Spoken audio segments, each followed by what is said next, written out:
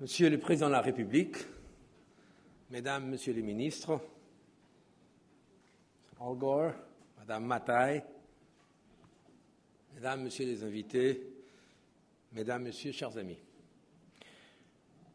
Je tiens tout d'abord à vous remercier, Monsieur le Président, de m'avoir invité à partager avec vous le point d'orgue de votre Grenelle de l'environnement.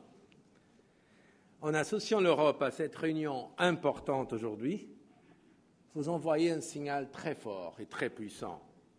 La France et l'Union européenne travaillent en tandem pour lutter contre le changement climatique.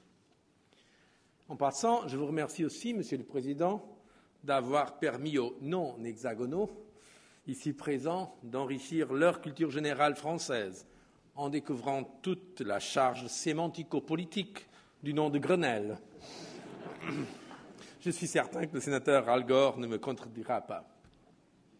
And allow me to reiterate my warmest congratulations to you, Al Gore, for your very much deserved Nobel Peace Prize.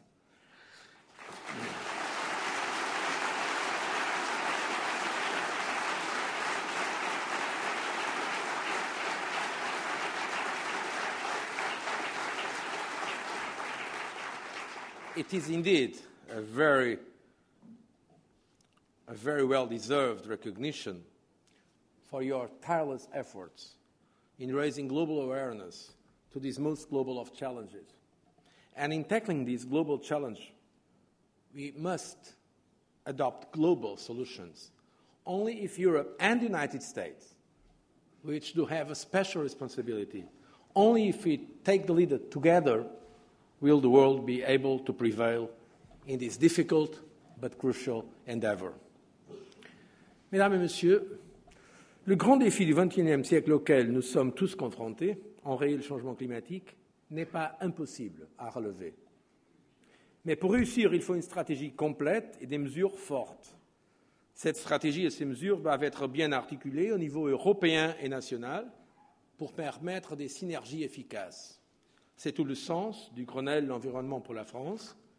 Je voudrais ici saluer l'engagement du président de la République, Nicolas Sarkozy, dans la lutte contre le changement climatique. Je salue l'engagement de la France et de la société française tout entière. J'ai d'ailleurs l'honneur d'avoir parmi mes conseillers de haut niveau sur l'énergie et le changement climatique, Nicolas Hulot, à qui je veux remercier publiquement pour sa contribution et ses efforts en cette matière.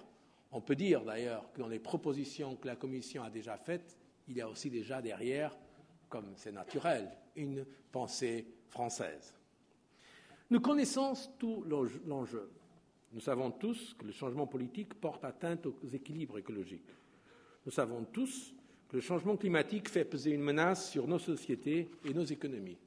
Nous savons tous que si nous agissons rapidement, en prenant des mesures à hauteur de l'enjeu, nous avons de vraies solutions entre les mains. Mais nous savons aussi tous que l'efficacité de ces solutions dépend de la participation de la communauté internationale, l'indispensable effort commun. Si la lutte contre le changement climatique est une nécessité qui s'impose à nous, je crois qu'il faut surtout en faire un projet de société mobilisateur, comme vous le faites aujourd'hui. La forte participation à votre consultation prouve que c'est le cas. Maintenant, il faut agir. Une économie sobre en carbone promet d'immenses avancées sur le plan du bien-être et de la santé des citoyens, bien entendu, mais aussi de la croissance économique, des emplois durables, du développement de notre savoir-faire industriel dans les énergies renouvelables, de l'innovation et de la recherche, sans oublier bien sûr les avantages d'une énergie mieux utilisée, plus propre, plus sûre. À enjeu exceptionnel, mobilisation exceptionnelle. Pour nous, Commission européenne, l'Europe se doit de donner une réponse à la lutte contre le changement climatique. Ceci doit être une priorité. L'Europe a pris la tête d'une nouvelle révolution industrielle. Les deux piliers climatiques et énergétiques de la stratégie qu'elle a dotée conjointement cette année et qui s'accompagne d'un plan d'action détaillé ont même une portée historique. Historique par leur ambition, historique par leur approche intégrée. Ils font de l'Union européenne une exception dans le monde. nous sommes les premiers à avoir des objectifs régionaux contraignants de réduction des émissions de gaz à effet de serre. Cette longueur d'avance nous donne du poids pour entraîner la communauté internationale avec nous dans la lutte contre le réchauffement planétaire. L'Union européenne s'est fixé un cap très clair, elle doit s'y tenir. Elle doit réaliser ses objectifs contraignants pour parvenir en 2020 à réduire de 20% ses émissions de gaz à effet de serre par rapport au niveau de 1990. C'est maintenant une question de crédibilité. Il faut que les États membres appliquent résolument les mesures auxquelles ils ont souscrit.